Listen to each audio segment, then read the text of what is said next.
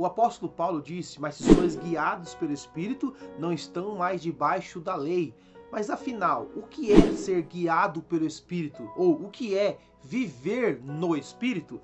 Fique comigo até o finalzinho desse vídeo, eu tenho certeza que ele será bênçãos na sua vida.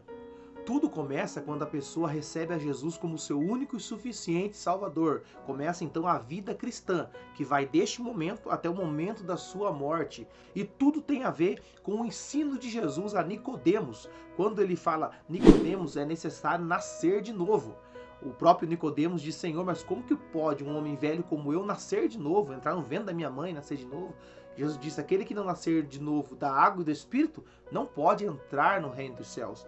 Então, quando a pessoa recebe a Cristo, é como um novo nascimento, como um nascer de novo. E assim como uma criança ela é dependente dos seus pais, assim também é o novo convertido. Ele depende exclusivamente de Deus. Outrora no mundo nós agimos segundo o impulso da velha natureza ou as vontades da carne. Agora, com Cristo, nossas atitudes são diferenciadas. Isso quer dizer andar em espírito. Nós podemos fazer um contraste, por exemplo, entre Gálatas 5, a partir do versículo 19 até o 22. Paulo diz que há uma luta constante entre carne e espírito. Ele diz que um opõe-se ao outro para que não façais o que quereis. Ele mesmo disse: mas se sois guiados pelo Espírito, não estáis mais debaixo da lei. E aí ele faz um paralelo. Ele diz que aqueles que são guiados pelas vontades da carne, eles produzem obras da carne. E ele vai citá-las uma a uma. Como também logo abaixo, no versículo 22, ele diz que aquele que é guiado pelo Espírito produz fruto do Espírito. É por isso que o apóstolo Paulo diz que agora, quando recebemos a Cristo, nós precisamos nos despojar do velho homem e nos vestir do novo. Ele está dizendo que nossas atitudes, quando não temíamos ao Senhor, não conhecíamos ao Senhor, eram os frutos da carne. Agora precisamos produzir os frutos do Espírito. Mas como que nós conseguimos produzir esses frutos do Espírito? Será que é segundo nossas próprias vontades? Será que é nos esforçando para produzir esses frutos? Não. Esses frutos são produzidos pelo Espírito Santo em nós. Mas então o que nós devemos fazer? Nós precisamos nos aprofundar mais e mais em Deus. Nós precisamos buscar mais a face de Deus. Aí Paulo nos dá um conselho: não vos embriagueis com vinho, onde há contenda, mas enchei-vos do Espírito. Esse fato de encher-se do Espírito que Paulo fala não é um momento. Não é você ir a um culto, né? Você participar de uma reunião e a presença de Deus foi manifesta naquela reunião, então você foi cheio e você não precisa buscar. Não. O que ele está se referindo aqui de ser cheio é todo dia, é uma constância. Porque quando nós falamos do caminho da conversão até o momento da nossa morte, esse trajeto aqui é o trajeto que nós precisamos seguir de santificação. Ou seja, cada dia, como Paulo disse, despir do velho homem e se vestir do novo. Ao passo que você vai se aproximando mais de Deus, ao passo que você vai buscando conhecer a Deus através da leitura bíblica, orando, você passa a produzir esses frutos. Ou seja, os frutos do Espírito são mais evidenciados na sua vida. É por isso que tem muitas pessoas que servem a Deus, mas estão produzindo obras da carne e não frutos do Espírito. E o próprio Jesus falou que a boca, ela fala do que está cheio o coração. Uma pessoa que é cheio de Deus, até o seu linguajar é diferente, sua maneira de falar é diferente, sua maneira de se comportar é diferente, porque o coração dele ou dela está cheio de Deus. Agora, se uma pessoa está com seu coração amargurado, cheio de ira, que são as obras da carne, a sua boca vai transmitir essas coisas. É por isso que quando nós nascemos de novo, nós temos que ser guiados pelo Espírito. Quando Jesus fala no capítulo 5 de Mateus, ele faz um contraste entre os mandamentos da lei de Moisés e o mandamento que ele estava dando. Ele dizia na lei de Moisés: olho por olho, dente por dente, eu porém vos digo, amai os que vos perseguem, orai por aqueles que vos maltratam e vos perseguem. Ele diz: se vocês saudarem quem vos sauda, que recompensa vocês têm? Então, Jesus está ensinando aqui que ser guiado pelo Espírito é ser totalmente diferente das atitudes que o ímpio tem, ou até mesmo que alguns crentes têm. Por exemplo, muitas pessoas, elas reagem a uma atitude errada que alguém teve com ele. Se alguém lhe maltratou, ele também faz o mesmo. Se alguém o ignorou, ele faz o mesmo. Se alguém não lhe cumprimenta, ele faz o mesmo. Porém, Jesus disse que nós seríamos seus discípulos quando obedecesse seus mandamentos. E qual é o mandamento dele? É que nós nos amamos uns aos outros. Este é o amor de Deus revelado em nós. Vale lembrar que existem 4 tipos de amor. Falar nisso, eu tenho aqui um vídeo no canal que eu falo sobre esses 4 tipos de amor. Eu vou deixar esse vídeo na tela final, aí você pode assistir. Então, quando Jesus fala sobre esse amor aqui, que nós devemos amar nosso inimigo, não é com o nosso amor natural. Repare que em Gálatas 5:22, o primeiro fruto do Espírito é o quê? Amor. Esse amor é o amor de Deus revelado em nós. Quando você é cheio do Espírito Santo, você transmite esse amor. Só que esse amor de Deus em nós, ele não é um amor, ele é um amor verdadeiro porque ele não é um amor recíproco. Todos os outros 3 tipos de amor na Bíblia, ele é recíproco, ou seja, você ama porque você é amado. Agora, este amor, ágape, como ele é chamado, é o amor de Deus em nós.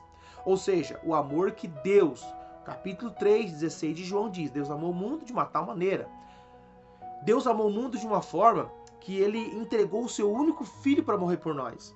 Ou seja, Deus amou todo mundo, mesmo o mundo todo não o amando. Jesus nos amou de uma forma que se entregou por nós. Repare que Jesus morreu pelo mundo inteiro, sabendo que o mundo inteiro não lhe aceitaria como Senhor das suas vidas. Mas mesmo assim amou o mundo. E é esse amor derramado por Deus em nós que nós temos que transmitir ao outro. É por isso que o Senhor fala, se você saudar quem te sauda, que recompensa você tem, porque você é comparado ao publicano e ao fariseu. Quando nós somos cheios do Espírito Santo e andamos no Espírito, nós evidenciamos o primeiro fruto, que é amor. Ou seja, você ama não é porque alguém é recíproco com você. Você trata bem as pessoas, não é porque as pessoas te tratam bem. Você age de forma honesta com as pessoas, não é porque as pessoas são honestas com você. Não, é porque você tem Deus. E o apóstolo João diz que aquele que não ama não conhece a Deus. Por quê? Porque Deus é amor. Então, andar em Espírito é evidenciar os frutos do Espírito. E quais são os frutos do Espírito? Mas o fruto do Espírito é amor, gozo, paz, longanimidade, benignidade, bondade, fé, mansidão e temperança. Contra essas coisas não há lei. Todo homem é formado de 3 partes, corpo, alma e espírito. Com o nosso corpo, nós nos comunicamos com esta terra. A alma é a sede das emoções. Nós choramos, nós se alegramos, nós se emocionamos porque temos uma alma. O nosso espírito é a parte sensível que se comunica com Deus. É por isso que Jesus falou à mulher samaritana: a hora vem e a hora é esta, em que os verdadeiros adoradores adorarão ao Pai em espírito e em verdade, porque Deus é espírito. Importa que os que adorem, adorem em espírito e em verdade. Vale lembrar que a nossa carne, a nossa natureza carnal, por causa do pecado, ela se tornou corrompida. Ou seja, o próprio Deus falou que desde a sua meninice, a partir do pecado, o homem se tornou mau, maligno, que a partir do capítulo 6 de Gênesis, Deus projetou a destruir a terra por causa dessa malignidade do povo. Só que aí Deus acha graça aos olhos de Noé, que era um homem justo. Então, quando nós alimentamos esses desejos da carne, nós se afastamos cada vez mais de Deus. É por isso que o apóstolo diz que aqueles que estão na carne não podem agradar a Deus, porque as obras da carne são contrárias à vontade de Deus. Paulo diz que a inclinação para a carne é morte, mas a inclinação para o espírito é vida. Isso quer dizer que nós precisamos alimentar o nosso espírito. Mas como Paulo diz, há uma luta constante entre carne e espírito. Quem vence? Aquele que você alimenta mais. Como nós alimentamos nosso espírito? Lendo a palavra de Deus, orando e principalmente jejuando. É por isso que quando fala de mortificar as vontades da carne, você faz isso através do jejum e da leitura da palavra. E isso vai te aproximar cada vez mais da presença de Deus. Mas então, se os frutos do Espírito é o Espírito Santo que produz dentro do salvo, então não preciso fazer absolutamente nada Claro que sim. Você precisa cada dia ser cheio de Deus. Porque, como nós falamos, a nossa carne não quer buscar a Deus. Quando Jesus está descendo do monte e adverte os discípulos dizendo que o espírito está forte, mas a carne é fraca, ele está dizendo que a nossa carne ela não quer buscar a Deus. Ela não quer clamar a Deus, ela não quer estar na presença de Deus, porque a inclinação da carne é morte, como nós acabamos de falar. Mas para isso nós precisamos mortificar as vontades da carne. É por isso que Paulo diz que nós já estamos crucificados em Cristo. O que é crucificar a sua carne? É renunciar os desejos da carne, para agora buscar a face de Deus. Orar não é fácil. Ler a palavra de Deus não é fácil, porque a nossa carnalidade não quer. Nossa carne não quer. Nossa carne deseja se deleitar com as vontades do mundo. Só que agora, vivendo em espírito, nós precisamos nos esforçar para fazer a vontade de Deus, para produzir esses frutos. E como fazemos isso?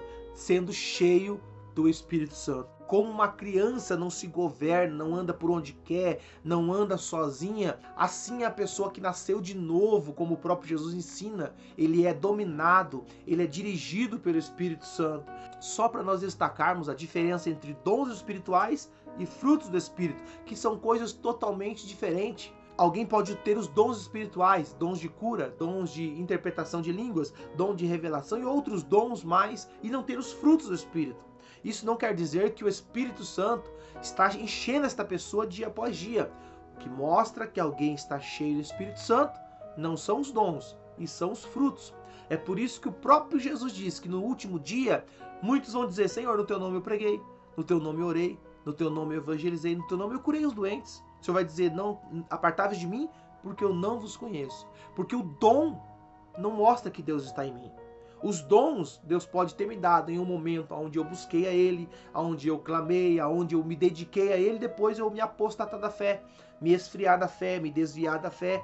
O dom vai continuar naquela pessoa. Ela pode usar o dom para enganar outros. Só que a Deus ninguém engana. O que mostra que Deus está verdadeiramente no seu povo, no meio da sua igreja ou em nós, é os frutos do Espírito. Uma pessoa que é cheia de Deus começa a produzir frutos dignos de arrependimento. E esses frutos são evidenciados cada dia mais que ele anda com Deus, cada dia mais que ele busca Deus, esses frutos são mais evidências na vida dele. É por isso que o Senhor diz: não pode esconder uma cidade edificada sobre a montanha. Não pode esconder uma lamparina embaixo da mesa, porque todo mundo vê. É por isso que N vezes você aparece em alguns lugares e alguém pergunta para você: você é crente? Você é crente, né? Sendo que você não falou palavra nenhuma. Às vezes numa empresa onde todo mundo está de uniforme, ou seja, não é pela roupa que alguém te reconhece. Tá todo mundo igual e alguém chega para você e diz: você é crente, né? Como que ele sabe que você é crente? Como que ele sabe que nós somos cristãos? É porque o Espírito Santo brilha dentro de nós. Os frutos são evidenciados. Alguém olha para um cristão e ele sabe: aquele lá é um homem de Deus, uma mulher de Deus. Por quê? Porque ele é cheio do Espírito Santo. O Espírito Santo está produzindo nele frutos do Espírito. Além do amor, que é um dos frutos do Espírito Santo gerado em nós, também ele nos traz paz. É esta paz que Jesus disse: a minha paz vos deixo, não dou como o mundo a dá. Ou seja, a paz do cristão é uma paz verdadeira. O que é paz para o mundo? Paz para o mundo é a ausência de problemas, ausência de dificuldade, ausência de conflito. A paz para o salvo, não. A paz para o salvo é a presença de Deus dentro de nós que gera esta paz. Ou seja, você pode estar enfrentando um momento de luta, um momento de dificuldade, você pode até estar enfermo, mas você tem paz. Porque esta paz não depende do seu exterior, porque esta paz vem de dentro para fora, que é gerada pelo Espírito Santo dentro de nós. O Espírito Santo produz em nós longanimidade, que é para nós suportarmos os momentos de dificuldade. Além desses frutos, também ele produz temperança, que nada mais é do que domínio próprio. Uma pessoa que é dominada pela sua carne ou por sua velha natureza, ele é uma pessoa descontrolada, uma pessoa que reage a algumas atitudes. Por exemplo, se alguém gritou com ele ou foi mal educado com ele ou com ela, essa pessoa vai agir da mesma maneira. Agora, uma pessoa que é cheia do Espírito Santo e não reage dessa forma, porque ele tem temperança, ele tem domínio próprio. Ele agora não é dominado por sua velha natureza, ele não é explosivo mais, Nós vemos, por exemplo, isso, eu vou deixar também esse vídeo na tela final, sobre o apóstolo Pedro. Aqui nós fazemos um paralelo, como ele era antes de receber o batismo do Espírito Santo, ser cheio do Espírito Santo, e como ele se tornou depois. Vou deixar esse vídeo na tela final. Ou seja, a nossa natureza, ela é propensa ao pecado, ao erro. Nossa natureza é propensa a desagradar a Deus. Agora, cheio do Espírito Santo, nossas atitudes vão ser para glorificar a Deus. Então nós não reagimos mais. É por isso que o Senhor disse, se alguém te bater a face direita, oferece-lhe a esquerda. Aí você vai dizer, mas isso é figurativo, ou Jesus não estava querendo dizer exatamente isso. Mas sim, ele estava querendo dizer exatamente isso. Porque o cristão verdadeiro, ele não pode reagir segundo a sua velha natureza. É por isso que o texto diz, não deis lugar ao diabo. Aqui não é literalmente você ser cheio do diabo, não. Para você agradar ao diabo é só você fazer as vontades da carne. No jardim do Éden, o diabo não pediu adoração. O que o diabo pediu? Não, vocês serão como Deus. Ou seja, faz a vontade de vocês. Fazendo as nossas vontades, geralmente, desagradamos a Deus. E é isso que o diabo quer. Por isso, o conselho de Paulo continua sendo o mesmo. Seja cheio do Espírito Santo. E assim andaremos em espírito. Deus te abençoe.